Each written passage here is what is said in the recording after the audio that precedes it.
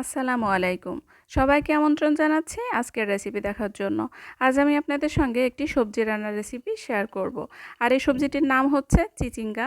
যশোর অঞ্চলের মানুষের কাছে কিন্তু এই সবজিটি কুশি নামেই পরিচিত। আর যারা সবজি প্রেমী তাদের কাছে কিন্তু এই রেসিপিটি ভালো লাগবে। তো প্রথমে কুশির খোসাটা আমি এভাবে ছুরি দিয়ে আঁচড়ে ফেলে দিচ্ছি।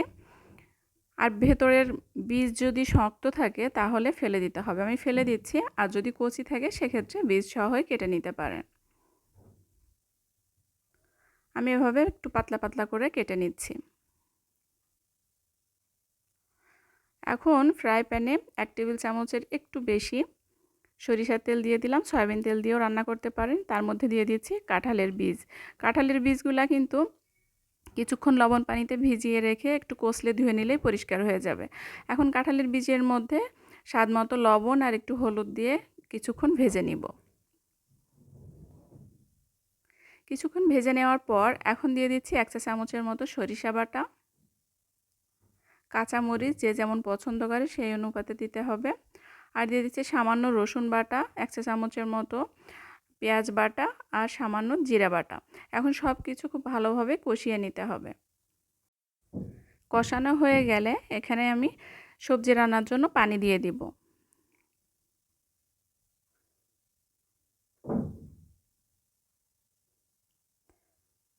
1 কাপের একটু বেশি পানি দিয়েছি। আর পানিতে যখন খুব ভালোভাবে বলক চলে আসবে তখন এখানে আমি কেটে রাখা কুশিগুলি দিয়ে দিব। তো কেটে রাখা কুশিগুলি দিয়ে দিয়েছি। ফোটানো পানির মধ্যে দিতে হবে, তাহলে কিন্তু সবজির কালারটা ভালো আসবে। এখন একটু নেড়ে চেড়ে ঢাকনা দিয়ে রান্না করব।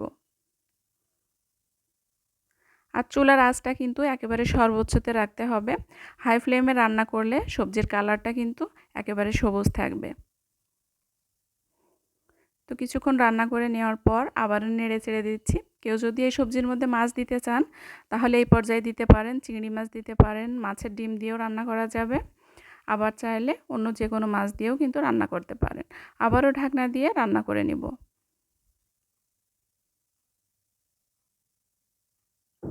তো রান্না কিন্তু একেবারে শেষ পর্যায়ে। খুবই অল্প সময় লাগে রান্না করতে এবং খুবই সিম্পল একটি রেসিপি, নিরামিষ রেসিপি। আর আমি একটু মাখা মাখা ঝোল রেখে কিন্তু এই সবজিটি নামাবো। সাদা ভাত রুটির সঙ্গেও কিন্তু পরিবেশন করা যাবে। তো আমার রান্না শেষ পর্যায়ে। এখন উপর থেকে সামান্য ভাজা জিরার গুঁড়া ছিটিয়ে দিয়েই কিন্তু নামিয়ে পরিবেশন করা যাবে। তো আজ এ পর্যন্তই। সবাই সুস্থ থাকবেন, ভালো থাকবেন। আল্লাহ হাফেজ।